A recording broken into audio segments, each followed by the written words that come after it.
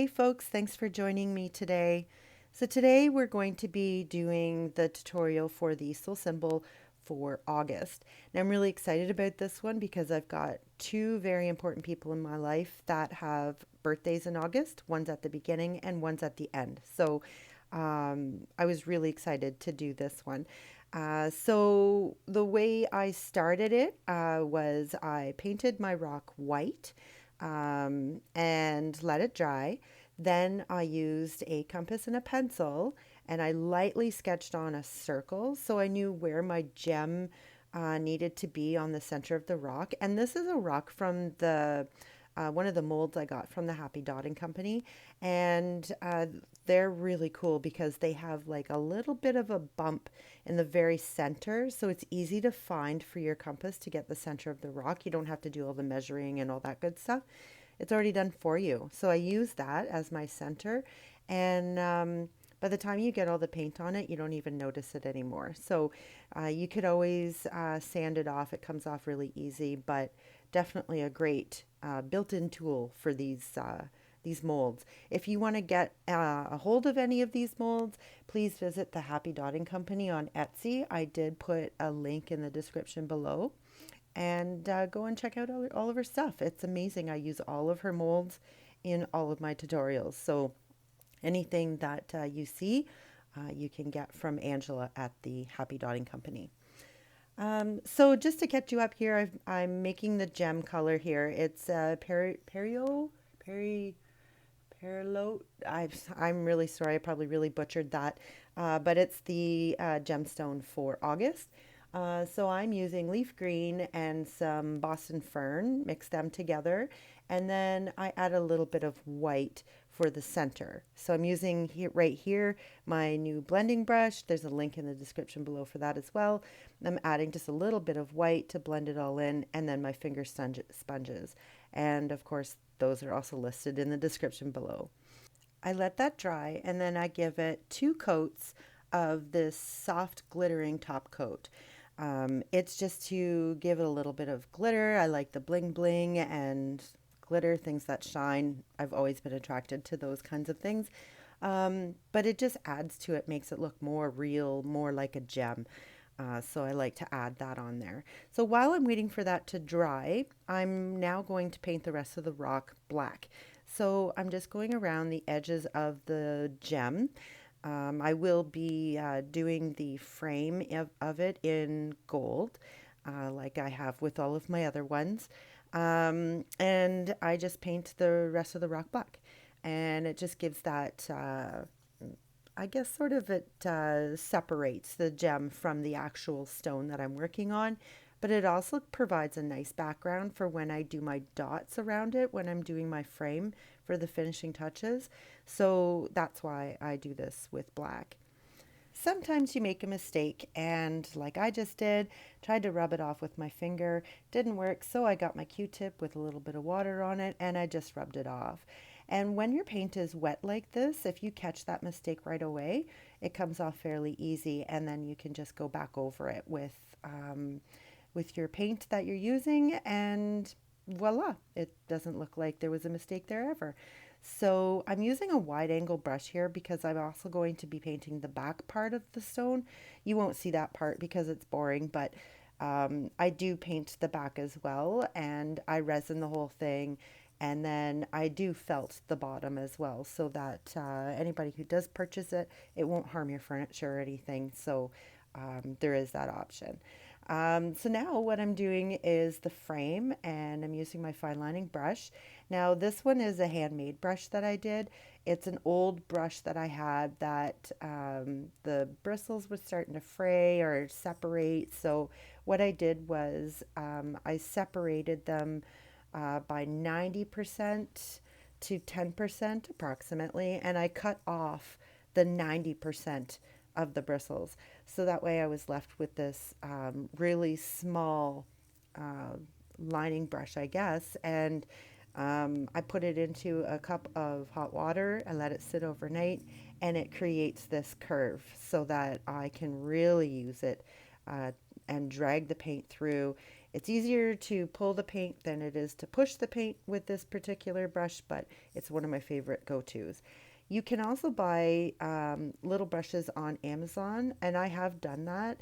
And there is a link in the description below to them. The only thing that I find with them is their handles are very short. So unless you're comfortable with using short handles, I'd recommend not to get them. But if you're good with using the short handles, then definitely. I just like having the longer handle. So I'm painting on the horse. I just sketched it on, and I'm going to continue with sort of like the Celtic style, just to go along with some of the other ones that I've done in the past. So like I think it was the wolf and the fish, and I think there was a couple of others as well. You can always go back and look through my list there of videos to find those, but I really like the Celtic kind of feel of it.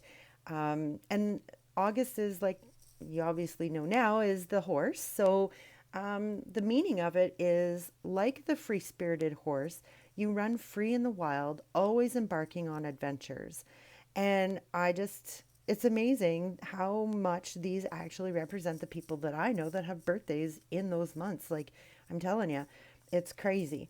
Let me know if this rings true for anybody that you know, or maybe you have a birthday in August and you feel that you have a free spirit and you like to run wild and find the adventures and be carefree. I'd love to hear it. And I did paint two of these, like always. I painted one on camera and one off camera, but I filmed the one that I did off camera and I am going to post it. So there will be a picture of it at the end of this tutorial of the second one, but I will be posting that video next week. So stay tuned for that. If you don't want to miss it, make sure that you subscribe to my channel and make sure you ring that bell because that will tell you when I've posted it. I try to post every Fridays. And if you like this video, make sure you give me that thumbs up because I'd really like to see those thumbs up as well. So yeah, I'm just continuing on painting with the sketch that I had done. I don't always follow my sketches, but that's quite okay. It's mostly guidelines that I need to have on there. And just filling in the details. Now, what I really like about this fine lining brush is there are a few parts of this that I created that I wanted the green to shine through sort of as a separation within the horse. So I very carefully paint while I'm using my fine lining brush with the black, but I'm leaving that little space of green. And you can see in the cheekbone there of the horse, that's what I'm talking about. It's a very fine line. So instead of trying to go in and match the color afterwards, I just do it while I'm painting with the black. It's almost like reverse. But for me, it's easier for me to do it that way. If you like it the other way, by all means, you do you. So you make it the way that you want. And anyway, it's going to be beautiful. I know it. I'd like to take this opportunity to let you know that in my Etsy shop for the month of August, I have 20% off all of my inventory. So if you're interested in anything that you may have seen me paint, or I do have a few that are in there that are not on YouTube and you want to have one of a kind, definitely pop on over, check out my inventory of what I've got available. And like I said, it's 20% off for the whole month of August. And I invite you to go over there. The link for it is in the description below. And I would love for you to have one of my pieces in your living room, or maybe put into your garden or into a little flower pot with your favorite house plant. Wherever you want to put it, I'm just letting you know that for the month of August, there's 20% off of my inventory that I have available in there. So having said that, let's continue on to the tutorial at hand here. So now I'm doing the mane of the horse. I left the back ear, as you can see. just as the outline because I thought it looked, like I said earlier, everything's sort of like an opposite that I'm doing here. So I thought it just made more definition of it.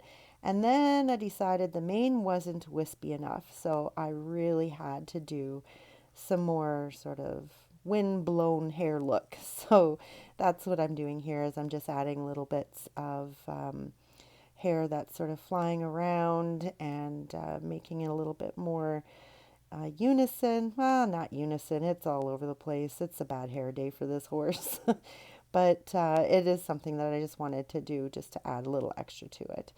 I really enjoyed making this and the other one as well that like I said earlier, I will post next week.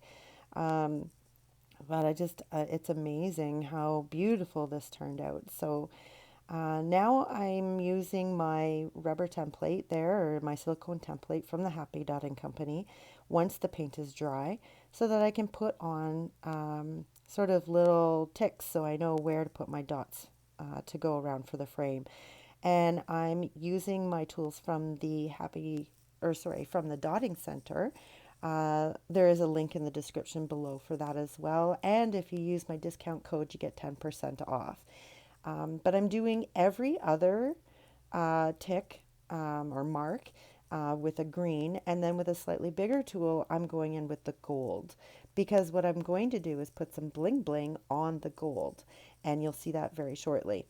But I do this all the way around so that I have nice, even spaced dots around to sort of make up the final part of the frame.